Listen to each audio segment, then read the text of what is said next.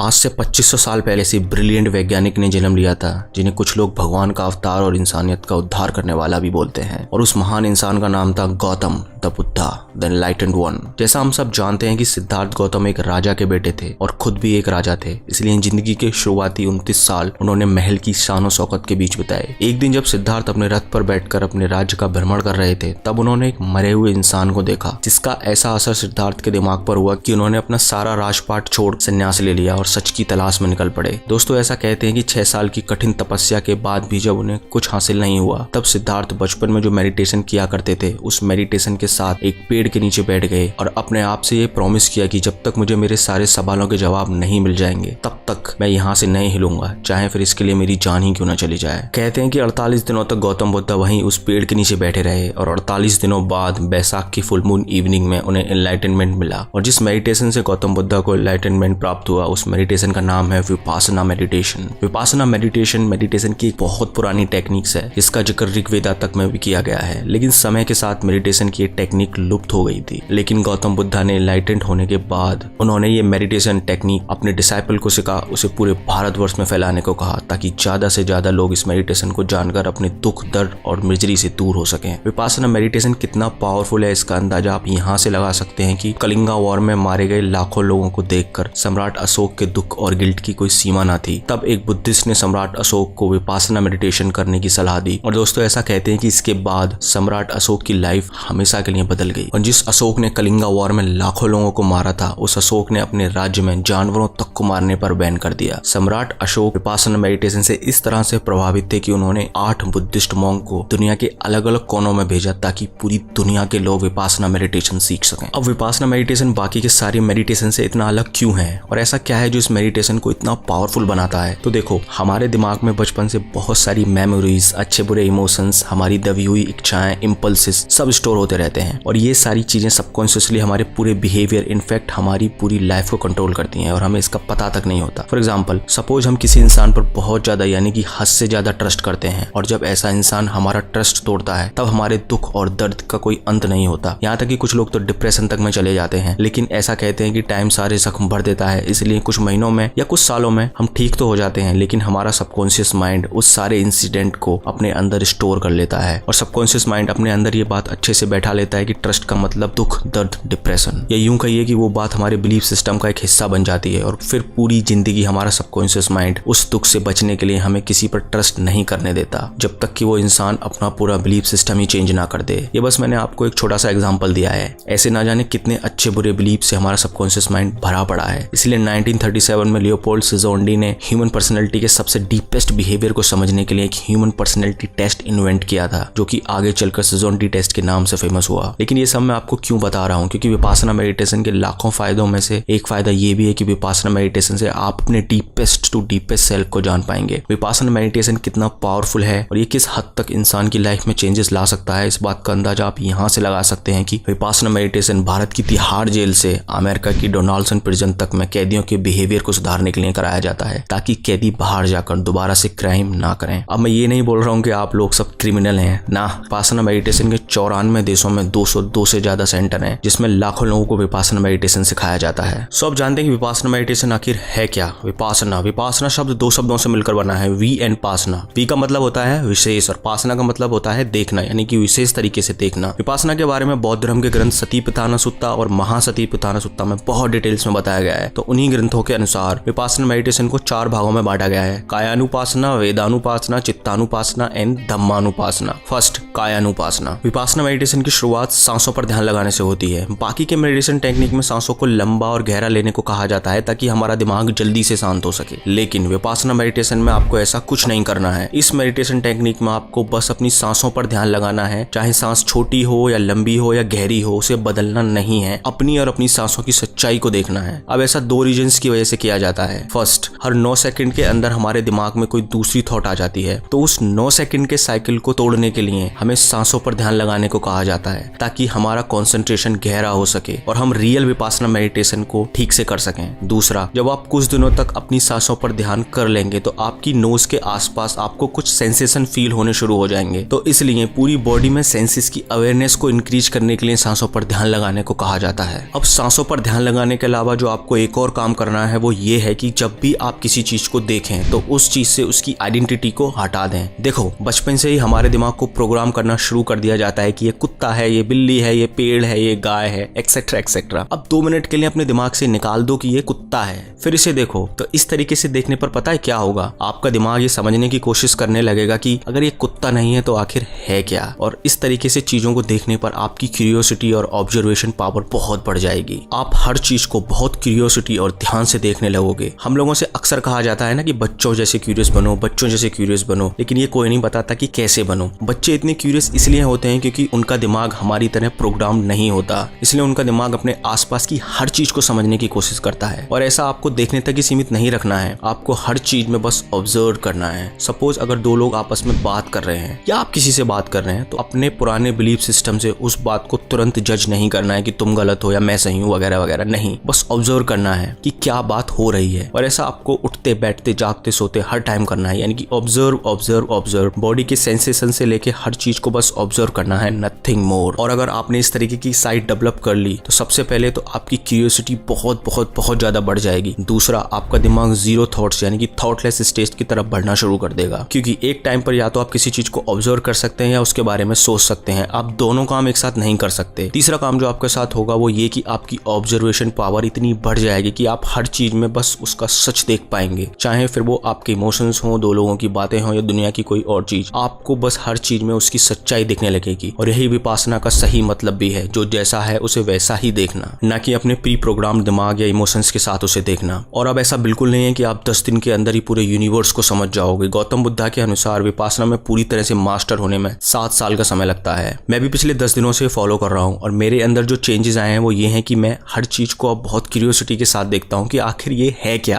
और सेकंड, मुझे हर चीज को देखकर अब ग्रेटिट्यूड की फीलिंग आने लगी है, क्योंकि अब मैं अपने दिमाग से बाहर निकलकर अपने आसपास की दुनिया को ऑब्जर्व कर रहा हूँ, जो कि बहुत खूबसूरत है। तीसरा एक्सपीरियंस जो इस तरह से देखने का मुझे हुआ है वो ये कि मुझे फील होने लगा है कि I know nothing about this vast universe. सड़क पर पड़े पत्थर को देखकर ये बोल देना कि ये पत्थर है बहुत आसान है। अगर उसी पत्थर से उसकी आइडेंटिटी हटा दी कि ये पत्थर है तो घंटों तक उस पत्थर को देखते रह जाओगे, लेकिन ये समझ नहीं पाओगे कि आखिर है क्या। देखो, मैं इस एक्सपीरियंस को वर्ड्स में पूरी तरीके से नहीं समझा सकता, क्योंकि वर्ड्स की अपनी एक लिमिटेशन होती है। आप इस चीज को खुद से एक्सपीरियंस करें और मैं आपको गारंटी दे सकता हूँ कि ये सच में एक बहुत कमाल का एक्सपीरियंस है। सेकंड है वेदानुपासना। वेदना यानी कि फीलिंग्स, विपासना यानी कि विशेष तरीके से देखना, यानी फीलिंग्स को विशेष तरीके से देखना। विपासना मेडिटेशन सेंटर्स या जेल में जो विपासना मेडिटेशन प्रैक्टिस कराई जाती है वो यही वेदानुपासना प्रैक्टिस कराई जाती है, क्योंकि हम और हमारा दिमाग फीलिंग्स के साथ बहुत जुड़े हुए होते हैं और हमारा दिमाग हर तरीके की फीलिंग्स पर रिएक्ट करना चाहता है। फॉर एग्जाम्पल, अगर हमें गुस्सा आता है तो हम गुस्से के हिसाब से रिएक्ट करते हैं। अगर हमें किसी चीज से अच्छी फीलिंग्स आती हैं तो हम उस फीलिंग्स को प्रोलॉन्ग करना चाहते हैं। या फिर अगर जब हमें दुख दर्द की फीलिंग होती है तो हमारा दिमाग उस फीलिंग से जल्दी निकलना चाहता है। कहने का मतलब ये है कि हमारे दिमाग में आने वाली हर थॉट पर हमारा दिमाग रिएक्ट करना चाहता है और इसी की वजह से हम अपनी इमोशंस के गुलाम बनकर रह जाते हैं। सो इसीलिए विपासना मेडिटेशन सेंटर और जेल में विपासना मेडिटेशन के कोर्सेज के दौरान एक इंसान को लगभग दिन के 11 घंटे मेडिटेशन करना होता है। अब आप खुद सोचो, 20 मिनट एक जगह बैठने पर हमारी हालत खराब होने लगती है, तो 11 घंटे मेडिटेशन करने में कितना दर्द होता होगा। और यही इस वेदानुपासना मेडिटेशन की ट्रिक है कि आपको उस 11 घंटे में होने वाले दर्द पर कुछ रिएक्ट नहीं करना, बस उसे ऑब्जर्व करना है कहाँ दर्द हो रहा है। जैसे ही आप उस दर्द को थोड़ी देर ऑब्जर्व करोगे, दर्द खत्म हो जाएगा। फिर बॉडी के किसी दूसरे पार्ट में दर्द होना शुरू हो जाएगा। जब आप उस दर्द को भी थोड़ी देर ऑब्जर्व करोगे तो वो दर्द भी खत्म हो जाएगा। इसी तरह से आपको अपनी हर फीलिंग के साथ करना होता है, चाहे वो फीलिंग्स गुस्से की हो, दुख की हो, दर्द की हो या अच्छी फीलिंग हो। जब आप इस मेडिटेशन में मास्टर हो जाओगे तो आप अपने आप में और अपनी फीलिंग्स में डिफरेंस कर पाओगे और आप समझ जाओगे कि feelings and emotions are temporary. इस स्टेट में आपको कोई भी थॉट, कोई भी इमोशंस परेशान नहीं कर सकते। आपके अंदर समता की भावना आ जाएगी, यानी कि आपका अपने ऊपर पूरा कंट्रोल हो जाएगा। आप समझ जाओगे कि I am not my thoughts and emotions. इसलिए जेल में वेदानुपासना मेडिटेशन कराया जाता है ताकि कैदी अपने आप में और अपने इमोशंस और फीलिंग्स में डिफरेंस कर पाएं और अपनी फीलिंग्स के बस में आकर कोई उल्टा सीधा काम ना करें। हम अपनी फीलिंग्स और इमोशंस से किस तरह से चिपके हुए होते हैं, इस बात को the subtle art of not giving आगे आप समझ गए होंगे कि ऑथर मार्क मैंसन ने अपने topic feedback loop from hello में बहुत ही खूबसूरत तरीके से बताया है कि लेट्स सपोज हमें एक बहुत छोटी सी बात पर गुस्सा आया और तभी हमें ये रियलाइज होता है कि यार ये तो बहुत छोटी सी बात है, मैं इस बात पर गुस्सा कैसे हो सकता हूँ। सो जैसे ही आपको ये रियलाइज होगा कि आप बहुत बेकार सी बात पर गुस्सा हो रहे हैं, तब आपको फिर और गुस्सा आएगा। गुस्सा उस बात पर नहीं जो आपके साथ हुई है, गुस्सा आपको आएगा कि मैं किस तरीके का इंसान हूँ यार जो छोटी छोटी बातों पर गुस्सा करता हूँ। यानी कि आप रियल इंसिडेंट जो आपके साथ हुआ है उसे छोड़कर अपने गुस्सा पर गुस्सा करने लगोगे, जिसे author feedback loop from the hell कहते हैं। सो वेदानुपासना के अनुसार जैसे ही आपको गुस्सा आया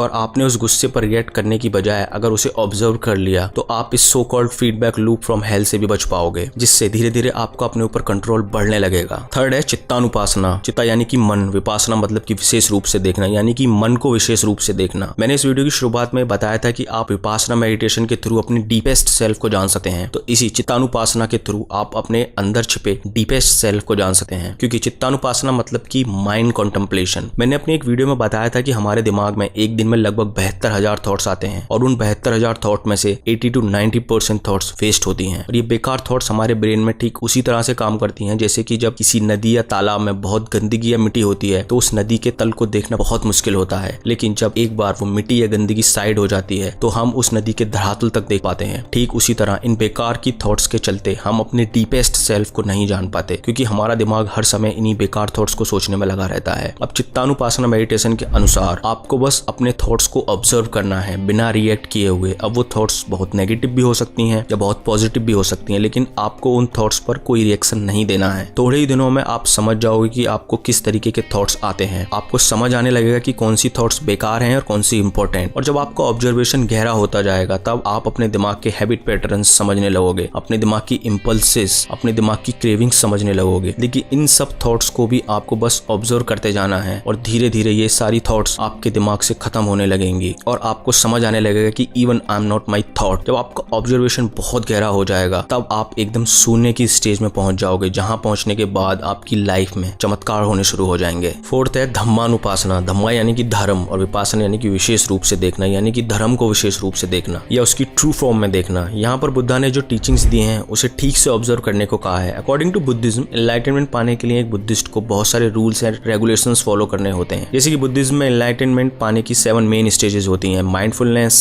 investigation of the nature of reality, energy, Joy of rapture, relaxation और ट्रैंक्विलिटी, कंसंट्रेशन एंड इक्विनिमिटी। लेकिन एनलाइटनमेंट के लिए सनातन धर्म में 8 स्टेजेस होती हैं: यम, नियम, आसन, प्राणायाम, प्रत्याहार, धरना, ध्यान और समाधि। और इन स्टेजेस के अलावा काफी योग होते हैं जैसे कि भक्ति योगा, कर्म योगा, जिन्हें फॉलो करके एक इंसान एब्सोल्यूट में विलीन हो सकता है। ऐसे ही अलग अलग धर्म के अपने अलग अलग रूल्स एंड रेगुलेशंस होते हैं। इस बात से मुझे स्वामी विवेकानंद के जीवन की एक घटना याद आ गई। उनसे एक बार किसी ने पूछा कि Swami ji what is religion? तब उन्होंने कहा कि रिलीजन इज द रियलाइजेशन। जिस भी धर्म को आप फॉलो करते हो, क्या आपने उस धर्म को रियलाइज किया है? क्या आपने उस धर्म को खुद से एक्सपीरियंस किया है? जिस दिन आपको ये रियलाइज हो जाएगा उस दिन सारे रिलीजन आपको एक जैसे लगने लगेंगे। सो दैट्स ऑल दोस्तों, इस वीडियो के लिए इतना ही। वीडियो अच्छी लगी हो तो लाइक करें, सब्सक्राइब करें। अब इतना सब कुछ कर दिया है तो शेयर भी कर दें। Thank you so much.